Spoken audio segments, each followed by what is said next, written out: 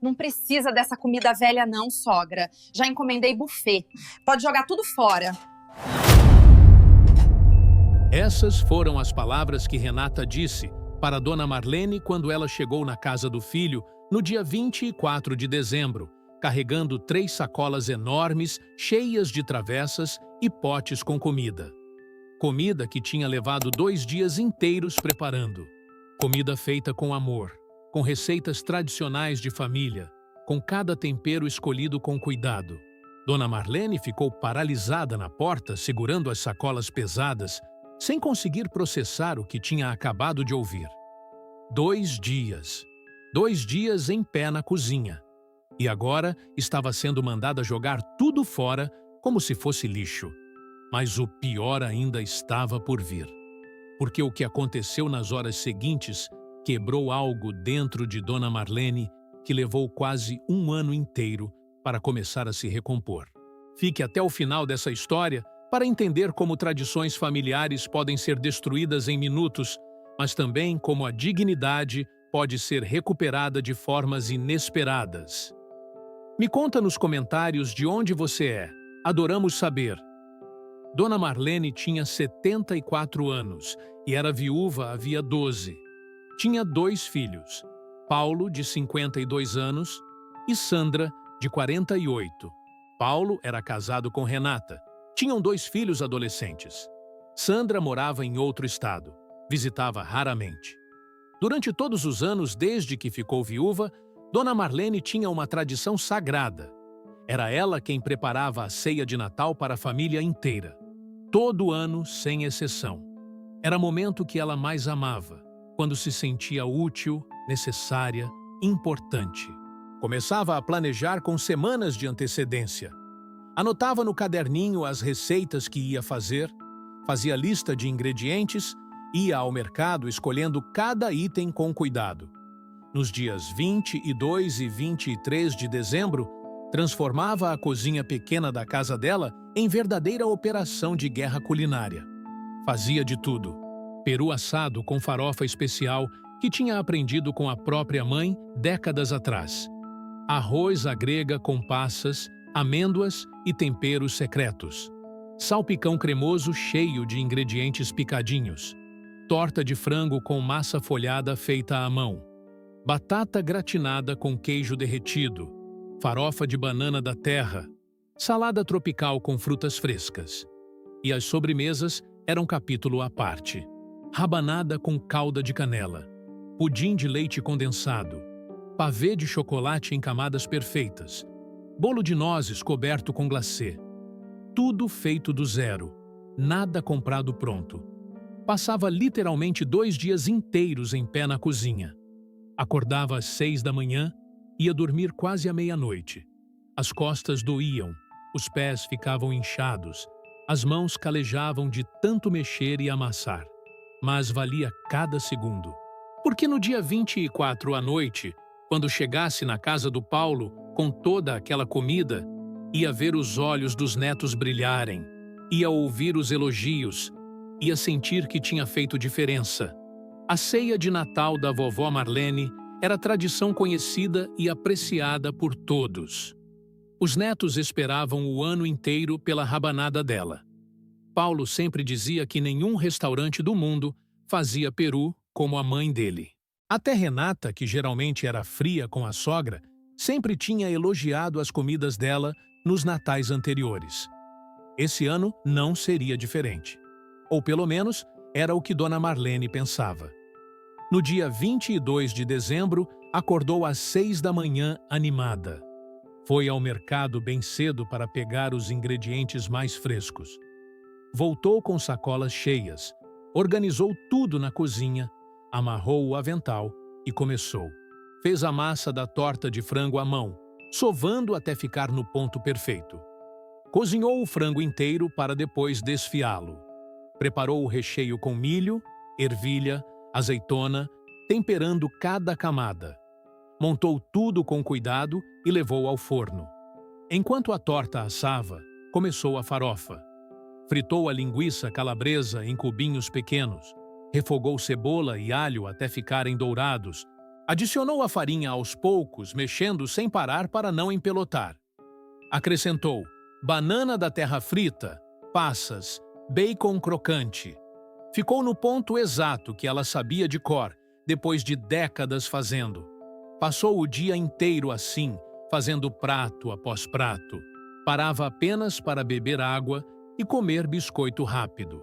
Mal sentava. Às 11 da noite, finalmente terminou tudo o que tinha planejado para aquele dia. Guardou na geladeira o que precisava ficar refrigerado. Cobriu o resto com panos limpos. Foi dormir exausta, mas feliz. Dia 23, acordou no mesmo horário. Tinha ainda mais coisas para fazer. Começou pelo peru, a peça principal. Era peru grande de 8 quilos que tinha encomendado no açougue de confiança. Temperou com vinho branco, alho, cebola, ervas frescas, deixou marinando por horas. Enquanto o peru marinava, fez as sobremesas. Bateu a massa da rabanada, mergulhou fatias grossas de pão dormido, passou no ovo batido, fritou até ficarem douradas. Fez a calda de canela que ficava grudenta e deliciosa. Preparou o pavê em camadas alternadas de biscoito, creme, chocolate. Fez o pudim que precisava ficar firme na geladeira.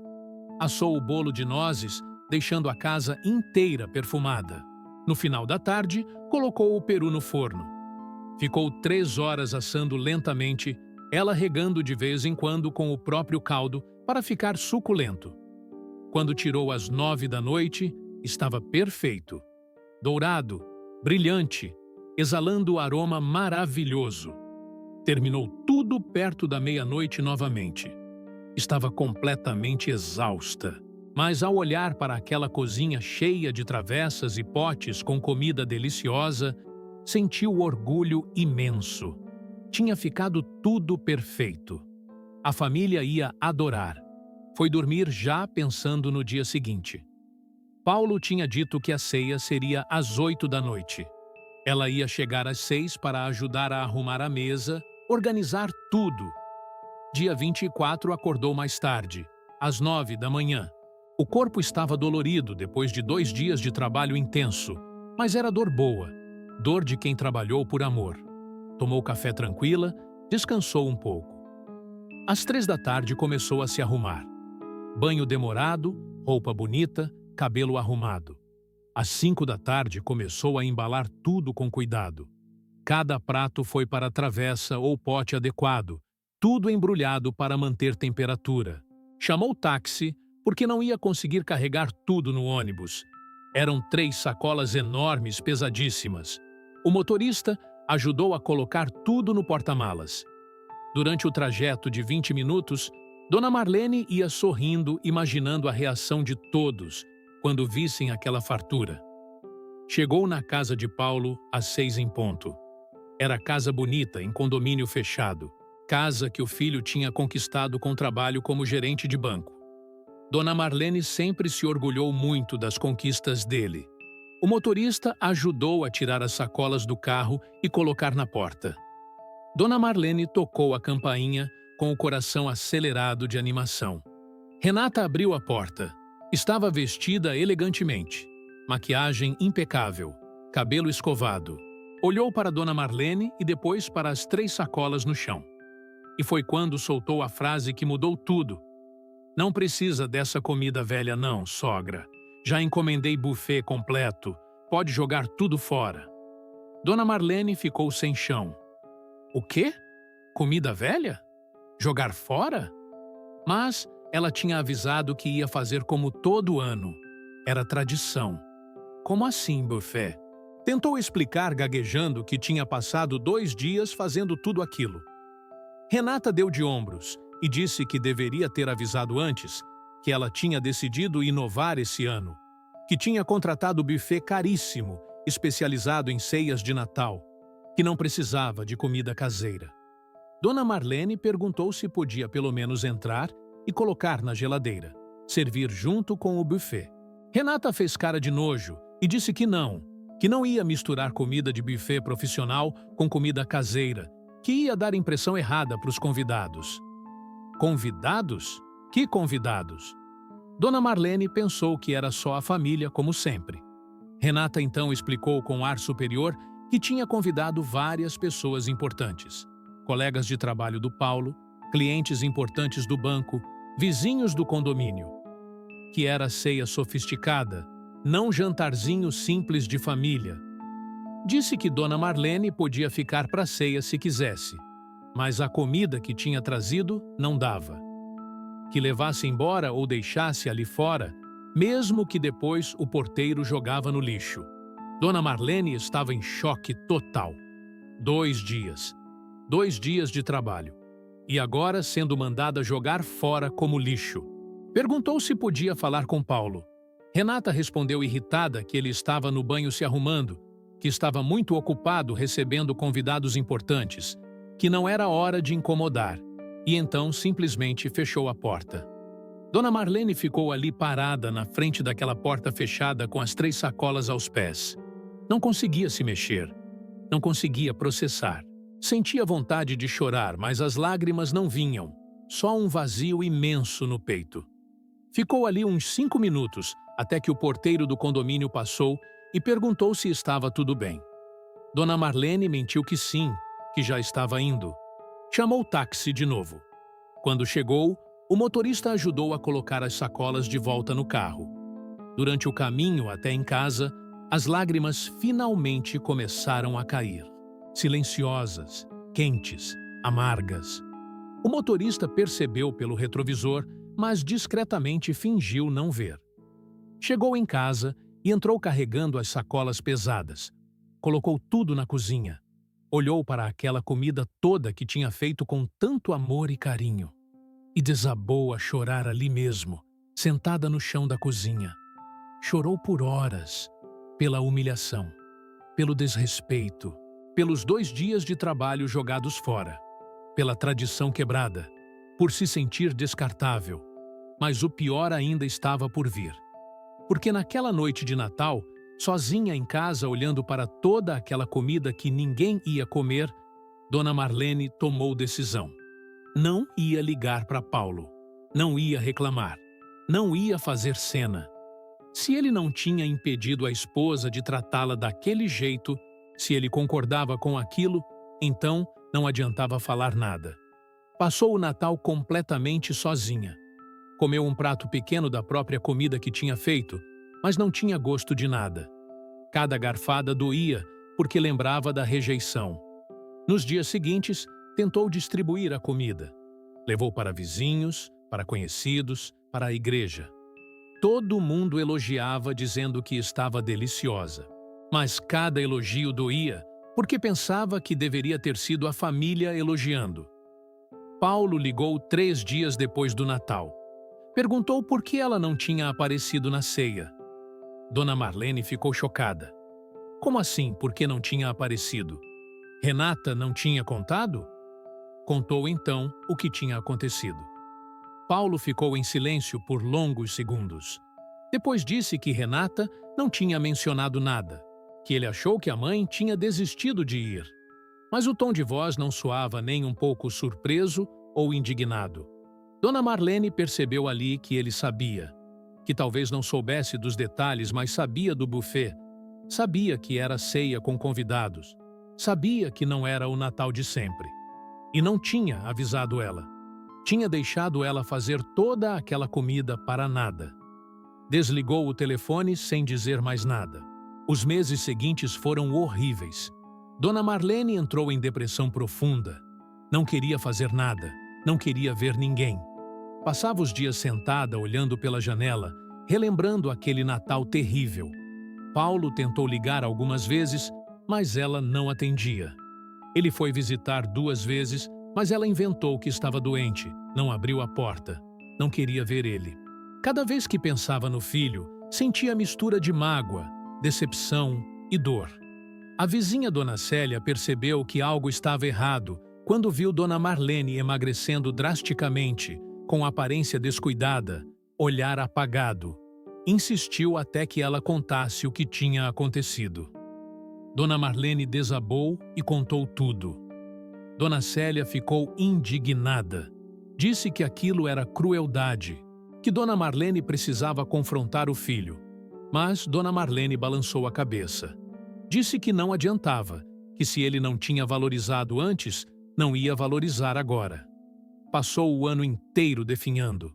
Quando chegou novembro e começaram as propagandas de Natal na televisão, sentia enjoo. A simples ideia de Natal trazia de volta toda a dor. Paulo ligou em meados de novembro, perguntando se ela ia fazer a ceia de Natal de novo esse ano. Dona Marlene sentiu vontade de rir de tão absurdo. Respondeu seca que não, que fizesse buffet de novo, que aparentemente era o que ele preferia. Paulo tentou argumentar que tinha sido mal entendido, que esse ano seria diferente.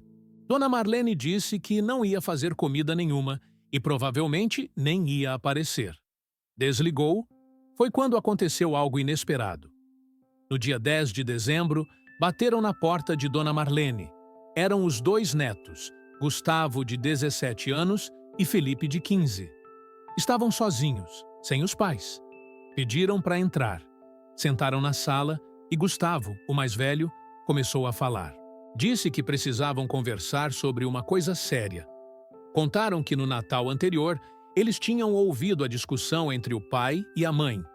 Tinham ouvido quando Renata disse que não queria comida da avó, que ia contratar buffet. Ouvido quando Paulo concordou, dizendo que talvez fosse melhor mesmo, mais sofisticado. Disseram que quando Dona Marlene chegou com as sacolas, eles estavam no andar de cima e viram pela janela a cena toda. Viram a avó sendo dispensada, viram ela saindo com as sacolas, viram ela chorando. Contaram que questionaram a mãe depois. Renata disse que havia feito favor, que comida da avó era coisa do passado, que eles precisavam evoluir. Os dois meninos disseram que aquilo tinha ficado entalado neles o ano inteiro, que sentiram falta da ceia da avó. Que o buffet caro não tinha gosto de nada comparado com a comida dela. Que o Natal tinha sido vazio e falso. Gustavo então fez pedido que a avó fizesse a ceia de novo esse ano, mas não na casa deles, na casa dela mesma, e que só chamasse quem realmente quisesse estar lá. Disse que eles dois iam estar lá com certeza, que a tia Sandra, que morava longe, já tinha confirmado que vinha, que alguns vizinhos que tinham provado a comida dela o ano passado tinham perguntado se ia ter de novo. Felipe completou dizendo que não precisava ser para o pai deles, que fosse para quem valorizava, para quem merecia. Dona Marlene começou a chorar, mas dessa vez eram lágrimas diferentes. Lágrimas de emoção, de gratidão. Os netos a abraçaram. E foi assim que no dia 24 de dezembro, um ano depois daquela humilhação terrível, Dona Marlene fez a ceia de Natal de novo. Mas foi na casa dela. Mesa pequena, mas cheia de amor. Estavam lá os dois netos, a filha Sandra, que veio de avião especialmente, Dona Célia, a vizinha querida, mais 3 vizinhos que tinham virado amigos. Dona Marlene cozinhou por 2 dias de novo, mas dessa vez era leve, era alegria pura. Fez todos os pratos tradicionais com o mesmo capricho de sempre. Quando sentaram à mesa às 8 da noite e ela viu aqueles rostos felizes, aqueles sorrisos genuínos, ouviu os elogios sinceros, sentiu que tinha valido a pena, que não precisava da aprovação de quem não valorizava. Paulo tentou ligar no dia de Natal. Ela não atendeu. Ele mandou mensagem dizendo que sentia falta dela. Ela respondeu apenas: "Eu também senti falta no ano passado quando você me deixou de fora." Hoje, 2 anos depois, Dona Marlene continua fazendo ceia de Natal. Sempre na casa dela, sempre para quem realmente quer estar lá. A mesa foi crescendo, mais pessoas queridas vão se juntando a cada ano. Os netos continuam passando o Natal com ela. Nem vão mais na casa dos pais na noite de 24. Paulo e Renata passam sozinhos agora, com buffet caro que ninguém valoriza. E Dona Marlene aprendeu que tradição não é sobre lugar ou obrigação. É sobre amor, presença e gratidão. E que às vezes precisamos reconstruir nossas tradições com pessoas que realmente as valorizem. E você? Conseguiria reconstruir tradições depois de tamanha humilhação? Faria como Dona Marlene e criaria Natal novo com quem valoriza? Me conta nos comentários de onde você está assistindo.